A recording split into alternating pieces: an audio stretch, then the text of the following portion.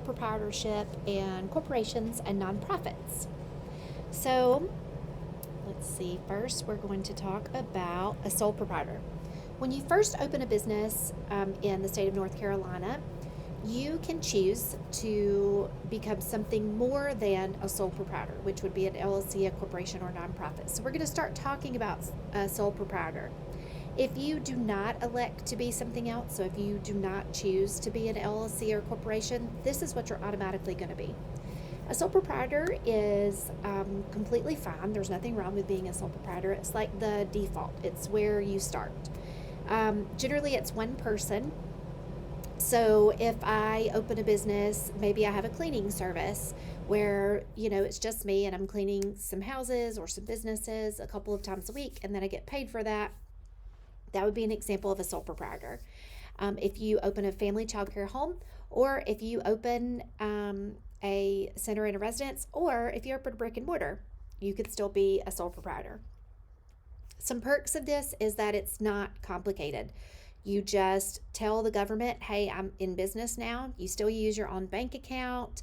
It is just kind of simple. It's the least difficult one to open. The bad part about this, though, is that you are the business. So if your business is sued, so are you. If a child falls and gets hurt, or if anything happens, then a person is suing you and your business. So your house, your cars, your income, your future income, all of that could be up for grabs if you are a sole proprietorship and somebody sues you.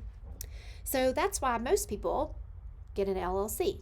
LLC stands for Limited Liability Company. So that's exactly what it is.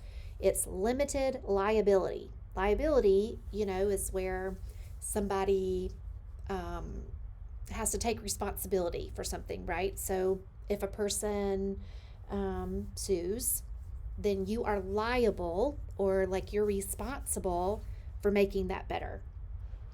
So most people choose to be a limited liability company because it offers you some kind of protection.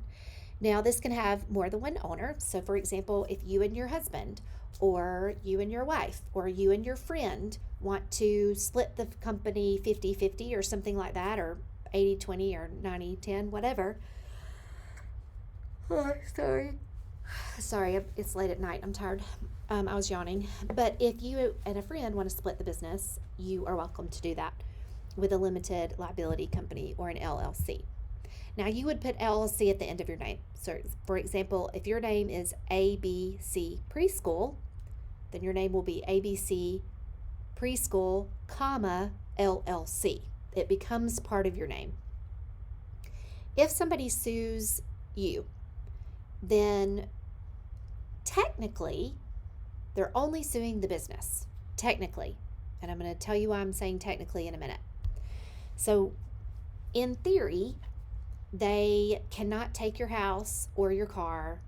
They only take whatever the business has. It could be future income of the business. It could be current savings of the business.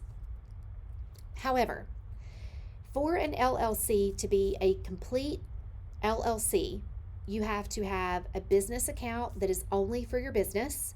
So you can't go to the grocery store and say, oh man, I only got $10 in my checking account. I'm just going to use the business card for this. And then whip out your business card and get your personal groceries with your business card. Can't do that. Your bank account for your business is for your business. Your bank account for your personal is for your personal. If Rachel only has, $50, if Rachel has $50 in her bank account, personal bank account, and ABC Preschool has $5 in their account, and I'm like, man, I really want to buy this really cool manipulative set. Rachel cannot use her money in her personal account to buy the manipulative set, even though Rachel is the business owner. Do you see how this works? You have to totally separate yourself from the business. So if ABC Preschool only has $5 in their account, they can't afford the manipulative set. They're going to have to wait. Can't just transfer money over. It doesn't work like that. So you have to establish how you're going to get paid every month, and you have to pay yourself. So Rachel is going to get paid $100 a week from ABC Preschool. ABC Preschool is going to write Rachel a check and give her money every single week, like that. Now, when you go to file taxes, you're not going to use your personal Social Security number. In a sole proprietorship, you use your own personal Social Security number when you file taxes.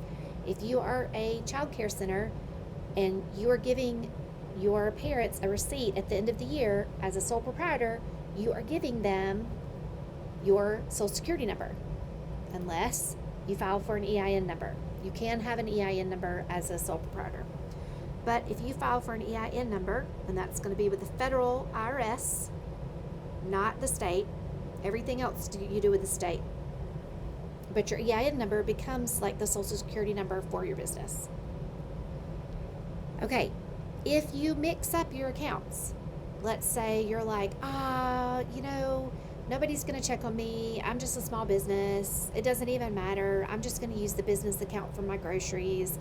I'm going to use Rachel's $50 to buy the manipulatives. It doesn't matter. Then if your business were to ever be sued, a judge can do what's called pierce the corporate veil. That means that a judge can decide, you know what? Rachel wasn't really running her business like a business. I can see that all of this money is kind of washed up together. Nothing is totally separate. It's very difficult to see what is Rachel's and what is the business. So sure, person who fell and is now suing ABC Preschool, you can sue Rachel also. So it's really important, if you create an LLC, that you treat it like an LLC. You have a business and you have your personal life, and your business has bills, and your personal life, you have bills, and your business pays you a check because you are an employee of that business. Okay. Now, a corporation is another type of business entity. Corporations generally are for big companies. There are small businesses that are corporations, but truly for this, you need to talk to a lawyer. You've got a lot of paperwork that you have to do. You have directors meetings. You have to vote for a board. You have to have a board that meets so many times a year. You have to keep meetings and records of those meetings. And then your board can vote you out. Sorry, I yawned again. Your board can vote you out. They can decide that you are no longer a good fit for the company, and they can literally take your company from you. So a corporation is something beyond my scope of knowledge. It's definitely something that you need to talk to a lawyer about. If you want to do a nonprofit, that's also something that you also need to talk to a lawyer about. There are lots of little details of a nonprofit. You have to have bylaws. You have to have bylaws. You have to have a lot of paperwork. You have to have officers and directors that do very specific things. I'm not saying this is not possible. I'm saying that you need to consult an attorney so that you're doing this correctly. Because if you're not following the proper paperwork and registration and all of the things that you're supposed to do for a nonprofit, the government can shut it down and they can take it away from you. So it's really important that you consult an attorney and you know what you're doing if you open a nonprofit. Business insurance. It is a necessity. No matter what type of business you have, no matter how big or small you are, you need business insurance. Now, if you have a family child care home, then you can find insurance companies that will insure you. Talk to your homeowner's insurance, because a lot of homeowner insurance policies will cover having children in your home. For some of them, you want to add an additional liability clause, because you should have about $1 million in liability if you have a family child care home or a brick and mortar or a residence in a center. But no matter what type of business you have, you need business insurance.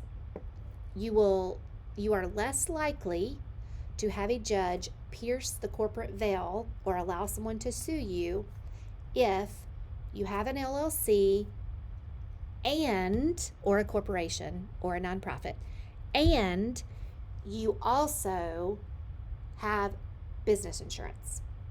If the person who is suing, if they win the judgment, so the judge says, yes, it was your fault that they fell, you do need to pay them their medical bills, and you need to pay for emotional, damage or whatever.